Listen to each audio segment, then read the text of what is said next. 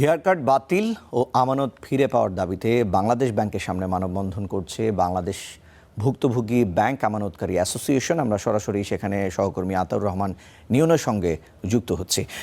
নিয়ন, দুঃখিত দর্শক, সরাসরি আমানতকারীরা কথা বলছেন, আমরা সরাসরি সেখানেই যাচ্ছি। ধন্যবাদ কি আপা। এবারে আমাদের সামনে বক্তব্য উপস্থাপন করবেন বিশিষ্ট সাংবাদিক মুক্তিযোদ্ধা জনাব হাফিজুর রহমান।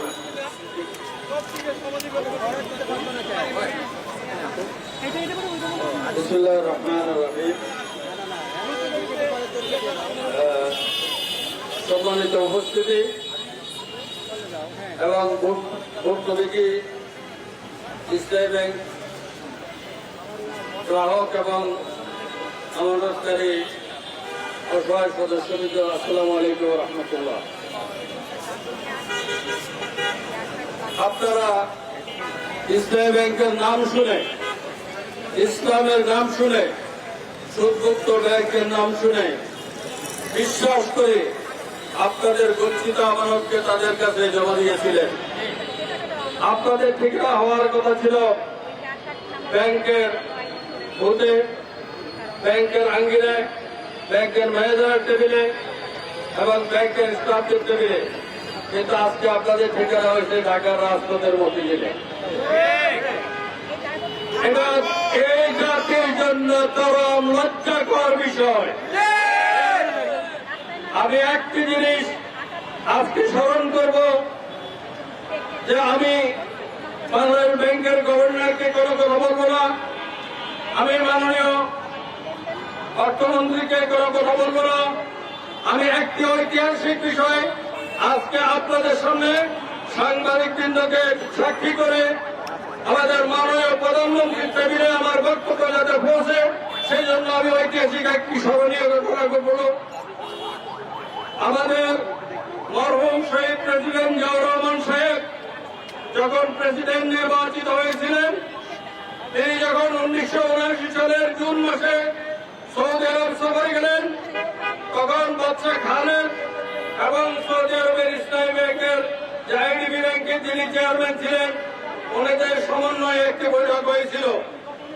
মরহুম শহীদ প্রেসিডেন্ট জিয়াউর রহমান ইসলামী আদর্শ পালন করতেন বলে, ইসলামকে ভালোবাসতেন বলে, সেই দিন তিনি নিজ থেকে দাবি করেছিলেন যে আমার বাংলাদেশের 70-85% মুসলমান, তারা ইসলামকে লালন করে আমার বাংলাদেশে একটি ইসলামী ব্যাংক করার জন্য আপনারা সহযোগিতা করুন।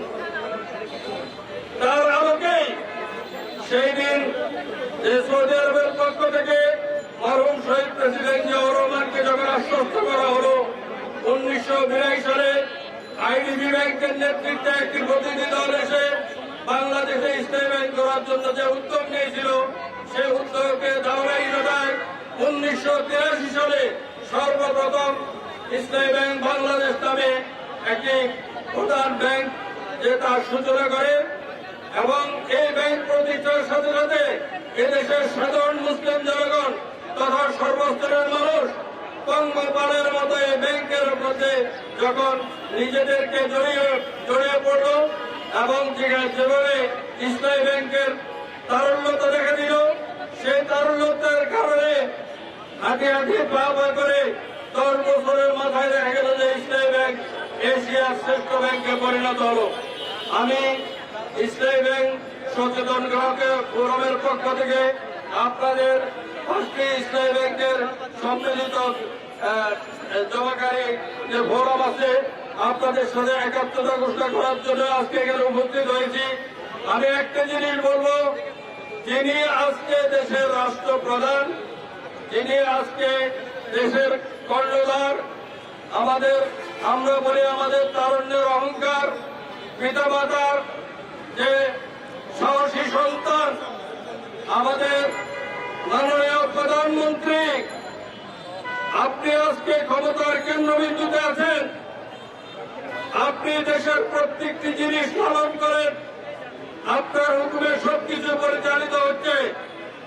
আপনার পিতা আমাদের বাংলাদেশের এই জনগণকে ইসলামী ব্যাংকের বিষয়ে সর্বপ্রথম তিনি যে উদ্যোগ নিয়েছেন, আমি মনে করি এই সকল ইসলামী ব্যাংকের স্বপ্নদ্রষ্টা এবং প্রবক্তা শহীদ প্রেসিডেন্ট জিয়াউর রহমান। কিন্তু আপনার পিতামাতার এই সমস্ত কার্যক্রমকে আপনি পুনরায় তুলে ধরার চেষ্টা করছেন। আপনি যদি ৪৫ বছর পরে আপনার পিতার খুনিকে যে অনুসন্ধান করে ৪৫ বছর বের করে তাকে জেলে ঢুকাতে পারেন, আইনের কাঠগড়ায় আনতে পারেন, আমি মনে করি সেই পিতামাতার সন্তান হিসেবে যারা